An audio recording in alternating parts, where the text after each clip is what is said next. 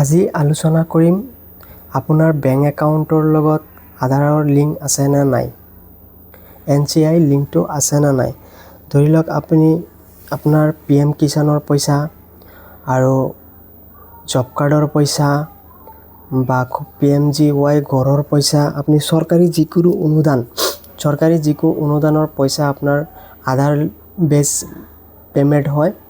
গতিকে এই পইচাটো আপোনাৰ কোনটো একাউণ্টত সোমাইছে আপুনি এইটো কেনেকৈ গম পাব যে আপোনাৰ আধাৰ কাৰ্ডৰ লগত কোনটো বেংক একাউণ্টে লিংক হৈ আছে, বা আপুনি হয়তো গম নাপায় বা বেংকত যাব লাগে, ধৰক 2টা বা 3টা একাউণ্ট আছে, 3টা গোটেইখিনি চেক কৰিব লাগে, কিন্তু আপুনি পাৰ্টিকুলাৰলি সেইটো গম নাপায় যে কোনটো একাউণ্ট চেক কৰিব।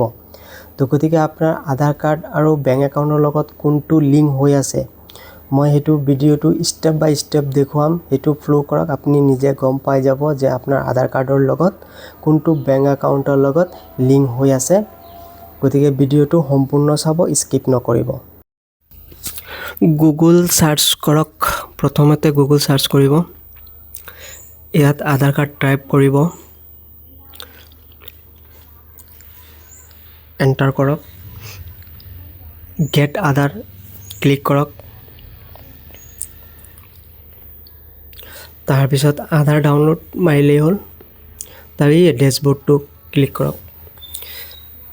ইয়াত আহিছে লগইন, ফিংগাৰপ্ৰিণ্ট দিয়া আছে, লগইনত ক্লিক কৰক। তাৰপিছত ইয়াত আপোনাৰ আধাৰ কাৰ্ড নাম্বাৰটো টাইপ কৰক, ইণ্টাৰ ইউৰ আধাৰ নাম্বাৰ। আধাৰ কাৰ্ড নাম্বাৰটো টাইপ কৰক। তাৰপিছত কেপচাৰ কোডটো টাইপ কৰক। তাৰপিছত লগইন উইথ OTP ক্লিক কৰক।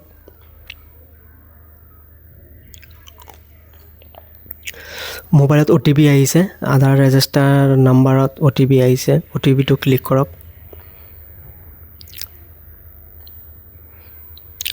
তাৰপিছত লগইন ক্লিক কৰক। আপোনাৰ আধাৰ কাৰ্ডটো ইয়াত লগইন হৈ গ'ল।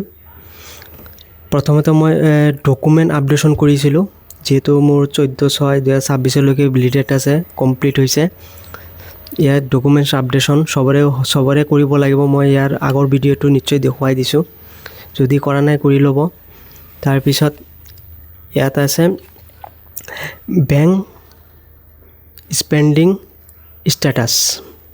তাৰমানে আপোনাৰ আধাৰ কাৰ্ডৰ লগত কোনটো একাউণ্ট মেপিং হৈ আছে, তাত NPCI লিংক আধাৰ স্পেণ্ড, এইটো চেক কৰিবৰ কাৰণে ইয়াত ক্লিক কৰিব লাগিব। ইয়াত আছে congratulation, your Aadhaar bank mapping has been done. মোৰ আধাৰ কাৰ্ডৰ লগত বেংকৰ লগত মেপিং হৈ আছে। ইয়াৰ আধাৰ নাম্বাৰ, বেংক নেম দেখুৱাইছে, ইণ্ডিয়ান পোষ্ট পে'মেণ্ট বেংকৰ লগত মোৰ আধাৰ কাৰ্ড মেপিং হৈ আছে আৰু বেংক ষ্টেটাছ এক্টিভ হৈ আছে।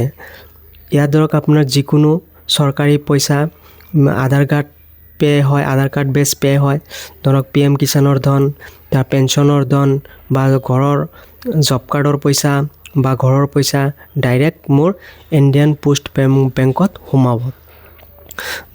ধৰক আপোনাৰ 3-4টা একাউণ্ট আছে, আপুনি কেনেকৈ গম পাব যে কোনটো একাউণ্টত পইচাটো সোমাইছে? নহ'লে তিনিটাই একাউণ্ট চেক কৰিব লাগিব, CSPত ধৰি যাব লাগিব। গতিকে আপুনি ঘৰত বহিয়ে পাৰ্টিকুলাৰ একাউণ্টটো পইচাটো সোমাইছে বুলি গম পাব। গতিকে ষ্টেপ বাই ষ্টেপ ভিডিঅ'টো চালে আপুনি ঘৰত বহিয়ে নিজে গম পাব যে মোৰ কোনটো একাউণ্টত চৰকাৰী ধন সোমাইছে। গতিকে আৰু CSPত দৌৰি থাকি 3টা একাউণ্ট লৈ দৌৰি থাকিব নালাগে, বা আজি লিংক আছে কালি লিংক নাথাকে। গতিকে আপুনি নিজৰ মোবাইলতে চাব পাৰে। যদি ভিডিঅ'টো ভাল লাগিছে লাইক কৰক, ছাবস্ক্ৰাইব কৰক আৰু শ্বেয়াৰ কৰিব।